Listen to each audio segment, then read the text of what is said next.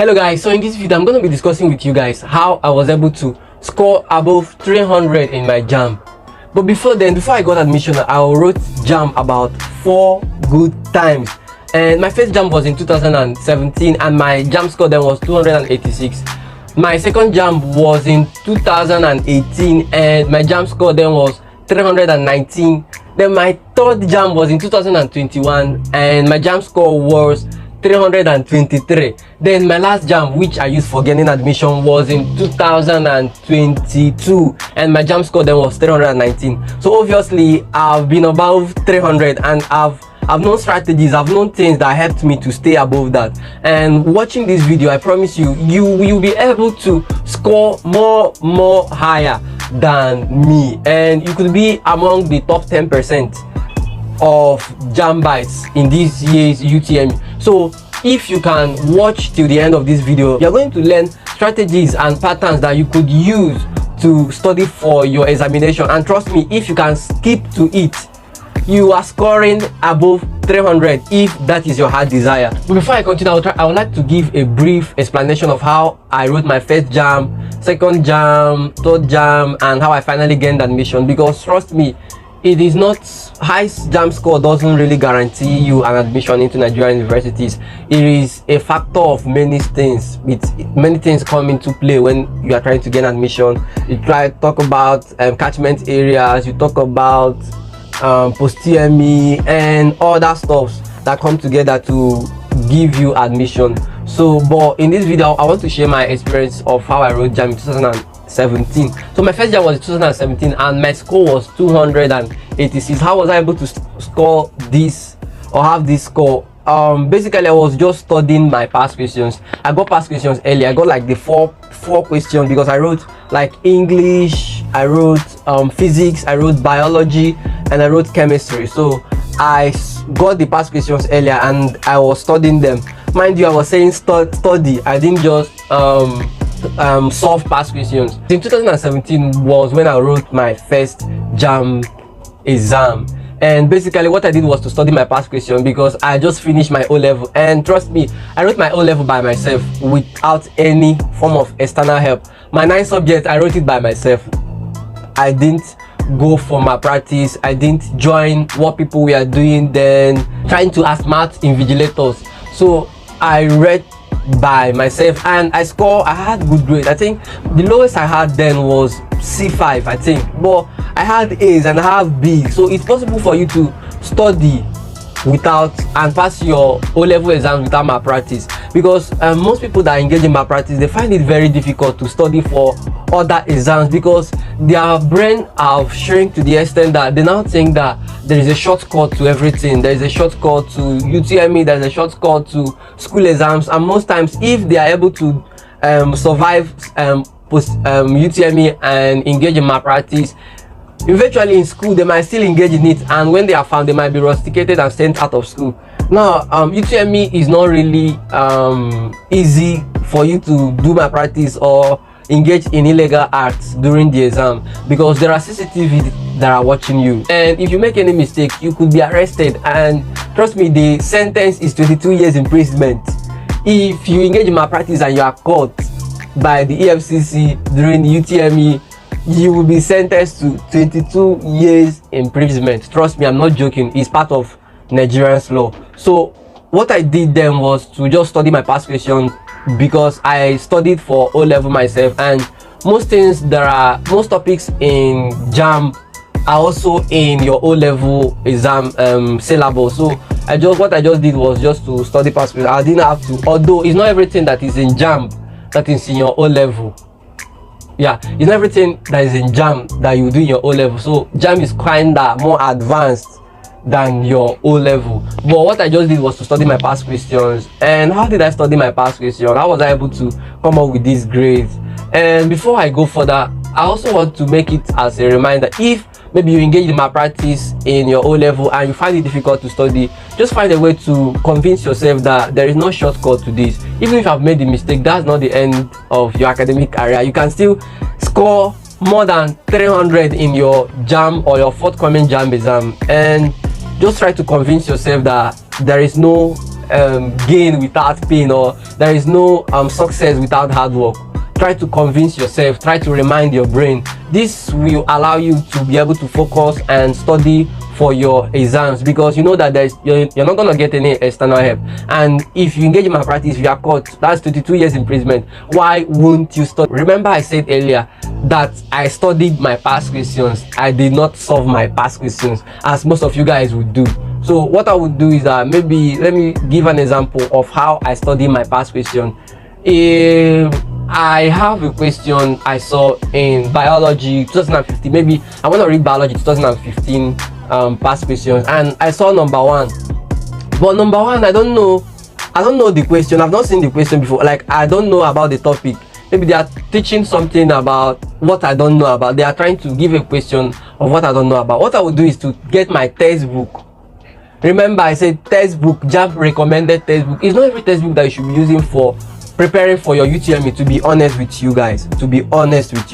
I know textbooks are good, they might have similar contents, but there are Jamb recommended textbooks you should use for preparation. And Jamb made it in such a way that they draw questions from these textbooks, because I can remember in my second Jamb, the textbooks I used, then I saw exact questions and exam statements I saw in the past in my textbook. I saw them the same way in the examination hall. So that was how I was able to score. One of the reasons I was able to score 319.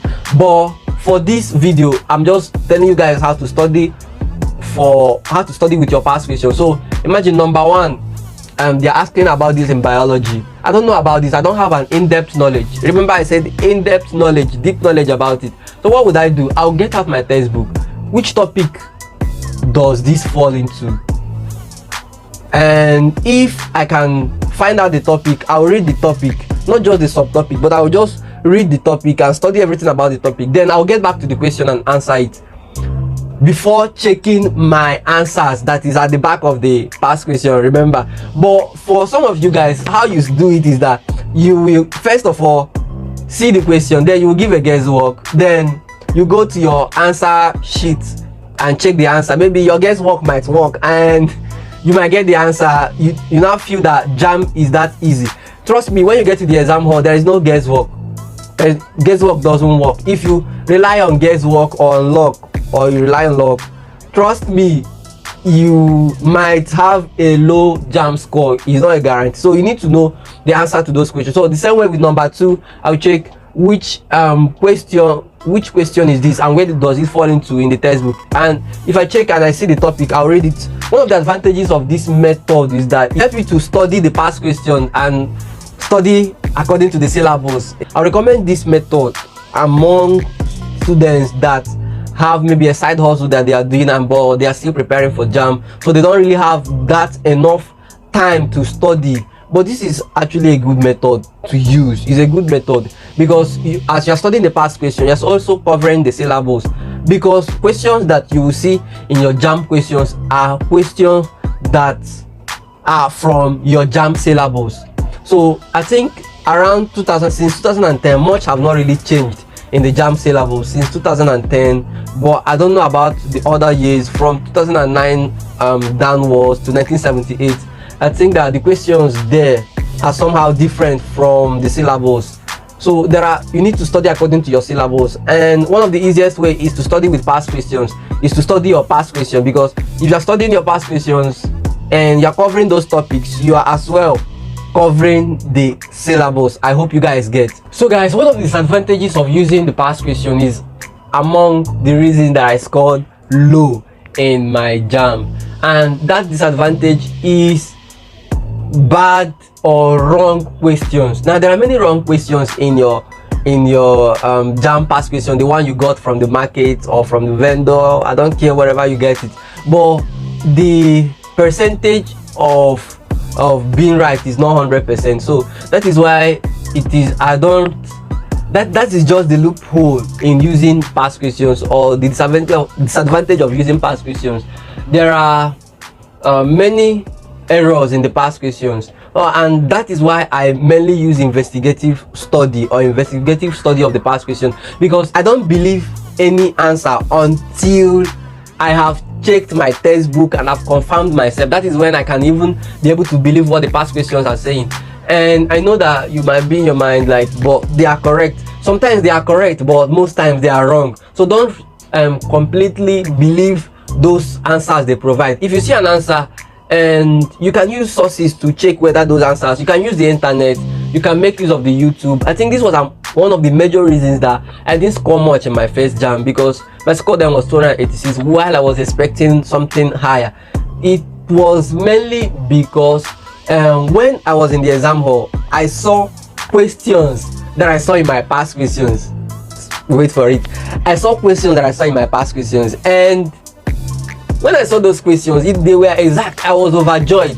But when I was picking the answers, I was picking the answers that the past questions supplied me, or the answers I saw in the past questions, because those ones I didn't verify them. So I was now supplying those answers, and I thought the answers were right. And I want to also make you guys to understand that the answers that are provided by these past questions, it's just students that solved it. It is not the main answers from JAMB. So that is why you can see a questions and they are wrong. It doesn't mean that JAMB is wrong or they made a mistake in the question, or their system, the way they program it, is a mistake. It just means that if they are going to extract questions from JAMB will just give them the questions and not the answers. So students will now go and be solving for those answers. Most times they are wrong. So one of the advantages of investigative studies is that you get to know the question and the answer very well. So in my JAMB exam, during my UTME, first year UTME, I saw those questions. I was overjoyed. I was like, I'm gonna smash more than 300. So I was now answering and picking, and believe me, I saw up to, even if it's not up to 20 questions from what I studied in my past questions. So I was just supplying the answers the exact way or the same way I saw them in the past question. But believe me, like, the answers didn't work. It was later that I realized that these answers are wrong, and that was when I started improving myself in my second JAMB. I'll still discuss that with you guys. So studying past question is good, but to be honest with you guys, this is not really the best strategy to use for scoring above 300, but you can still use it and score above 300 provided you use the investigative study method. And you should also know that you are going to be seeing questions you saw in your past question. You might see some questions you see in your past question in your main exam, in your main JAMB exam, because trust me, there are no new things that are gonna bring. I've written this exam like 4 times. It's just like the same things. I've been answering the same things, just that maybe the way they will reframe the question, and you'll be like, I've not seen this question before, and you might conclude that you've not seen the question before in your JAMB past question. But trust me, it's the same question, just that they patterned it differently. But if you read the way I've taught you guys in this video, the same way I read for my past questions, trust me, if you see those questions, it won't confuse you, because you've read about the topic and you've seen a similar question. So it's not going to be tactical again. So it's just simple. You just answer your question and go. And as I said earlier, this is not the best strategy to use for studying, but in my next video I promise to teach you guys everything, because most students are not able to focus, or they lose concentration when they watch videos that takes lots of time. So I'll be cutting this video short now. But before then, I am Raphael, a former student of microbiology at Obafemi Awolowo University, but currently a pharmacy student at the University of Nigeria, Nsukka. So if you have not subscribed, please try and subscribe now. Click the subscribe button, please. Click the subscribe button, like and share this video, and turn on your notification icon so that you'll be notified the next time I release my next video. Trust me, if you can follow these strategies that I'm sharing with you guys, to tell you the truth is that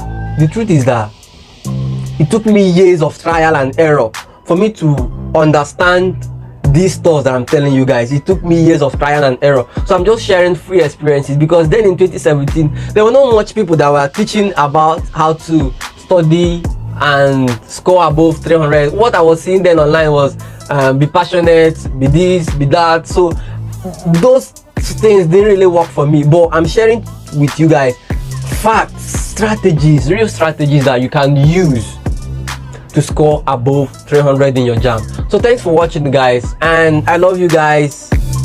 See you in my next video, and peace out.